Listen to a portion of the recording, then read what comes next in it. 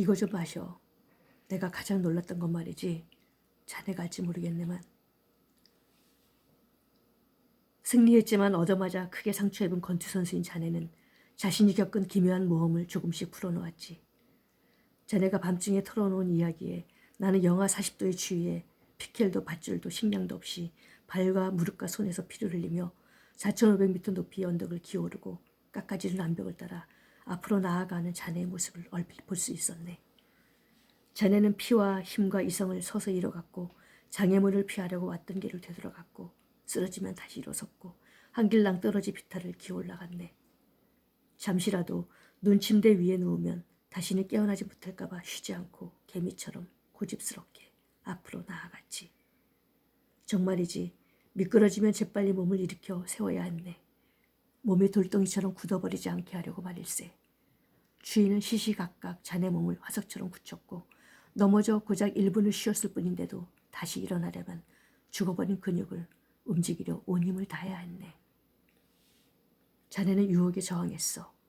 자네가 이렇게 말했지. 눈 속에서는 생존 본능을 잃어버려 이틀, 사흘, 나흘째 걷고 나면 그저 잠들고만 싶지. 나도 그러고 싶었어. 하지만 이렇게 되뇌었지. 아내는 내가 살아있다고, 내가 걷고 있다고 믿을 거다. 동료들은 내가 걷고 있다고 믿고 있다. 그 사람들이 모두 나를 믿고 있어. 그러니 걷지 않으면 나는 개자식이다. 그래서 자네는 걸었네. 주머니 칼로 신발 구멍을 매일 조금씩 잘라버렸지. 동상을 입어 부푼 자네의 발이 신발 속에서 버틸 수 있도록 말일세. 자네는 내게 이런 이상한 고백도 했네. 이틀째가 되자마자 내가 제일 노력했던 게 뭔지 아나? 생각을 하지 않는 것이었다네. 너무 고통스러웠거든. 상황이 너무도 절망적이었어. 걸어갈 용기를 내려면 지금 내 상황을 생각해서는 안 됐어. 그런데 불행히도 나는 두뇌를 잘 통제하지 못했고 놈은 터빈처럼 열심히 작동했지. 그래도 나는 아직 그놈이 볼 영상을 선택할 수 있었어. 그래서 어떤 영화나 책에 몰두했지. 그러면 그 영화나 책의 장면들이 머릿속에서 빠르게 연신 지나가는 거야. 그런데 그게 끝나면 두뇌란 놈은 어김없이 지금 상황으로 되돌려 놓더군. 그러면 나는 놈을 또 다른 기억을 향해 집어던졌어. 그러던 자네도 한 번 미끄러져서 눈 속에 배를 깔고 엎어졌다가 몸을 일으키기를 포기했네. 자네는 마치 벼랑간 모든 열애를 잃어버리고 1초, 2초, 카운트다운 소리를 듣는 권투 선수와 같았어. 돌이킬 수 없는 10초에 이를 때까지 말이야. 할 수 있는 건 다 했고 아무런 희망도 없는데 어째서 이 고역을 고집스럽게 계속해야 하지? 자네는 그저 눈만 감으면 평화를 찾을 수 있었네. 그러면 이 세상에서 암벽과 얼음과 구름이 사라져버렸을 걸세. 그 신비한 눈꺼풀이 감기기만 하면 상처도 추락도 파열된 근육도 타는 듯 쓰라린 동상도 소처럼 힘겹게 끌고 가야 할 무거운 목숨의 무게도 사라져버렸을 걸세. 자네는 이미 맛보고 있었네. 독이 되어버린 그 추위를. 모르핀처럼 이제 자네를 황홀케 하는 그 추위를 말일세. 자네의 생명은 심장 추위로 숨어버렸지.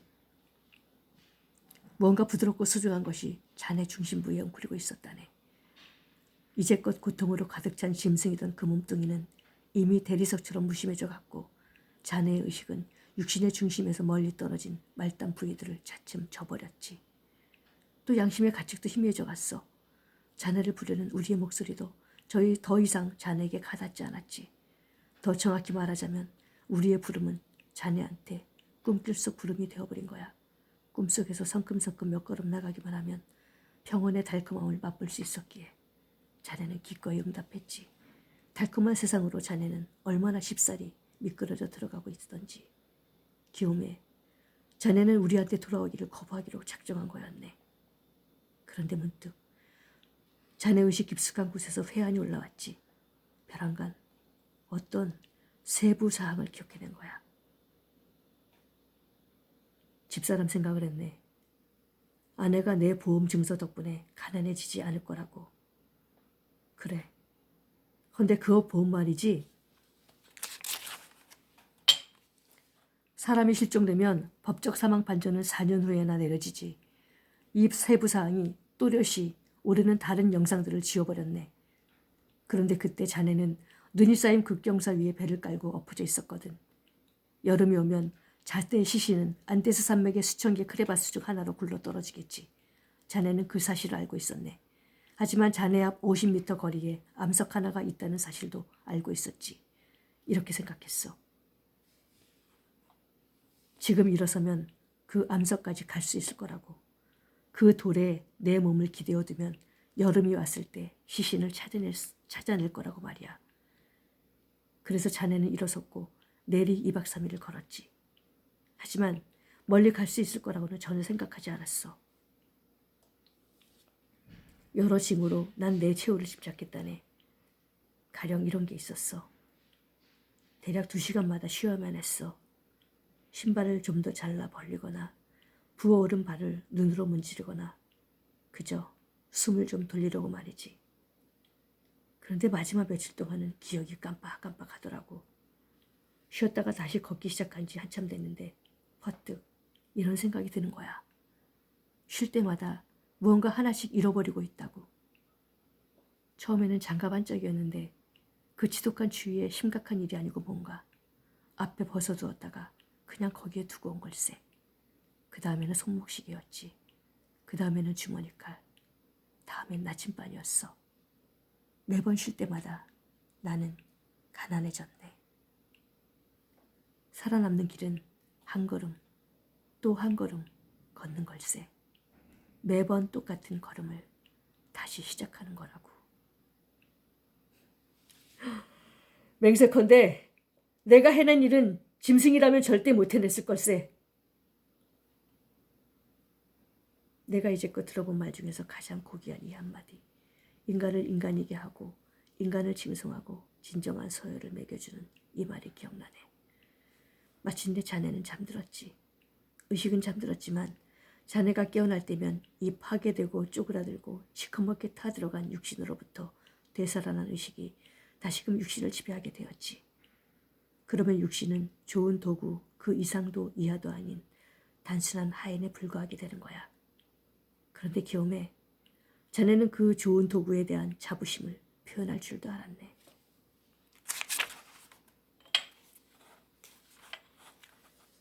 음식을 못 먹었으니 상상해보게나. 걷기 시작한 지 사흘째 되는 날 심장이 힘차게 뛸 리가 없지.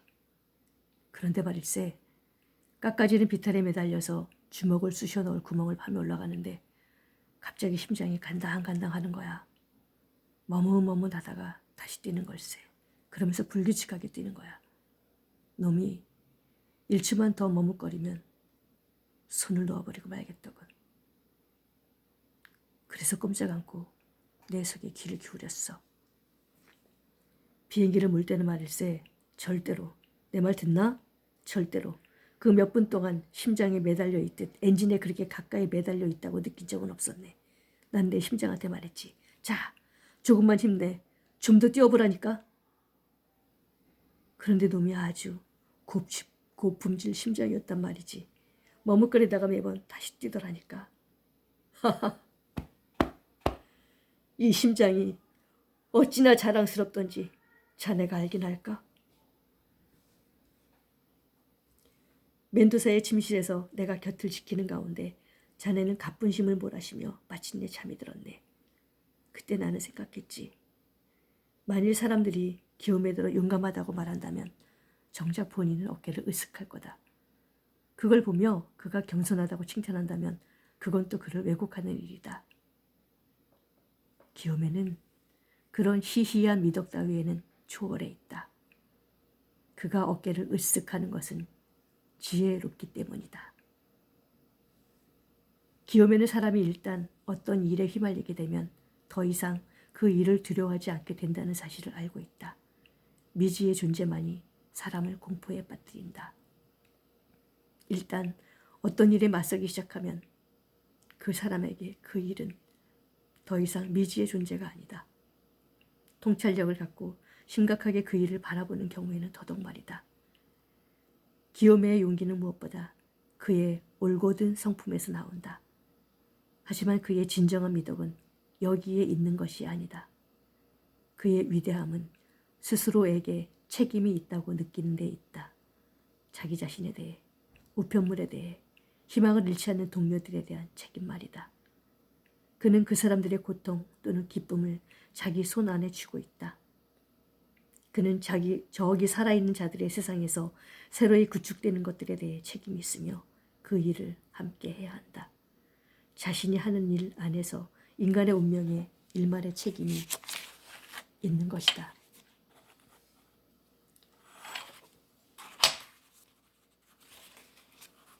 기요메는 자신의 잎사귀로 넓은 지평선을 가려주는 임무를 기꺼이 떠맡은 도량 넓은 존재이다. 인간답다는 것은 바로 책임을 진다는 것이다. 그것은 자신과 상관없어 보이는 비참함 앞에서 부끄러움을 느끼는 것이다. 또 동료들이 거둔 승리를 자랑스럽게 여기는 일이다.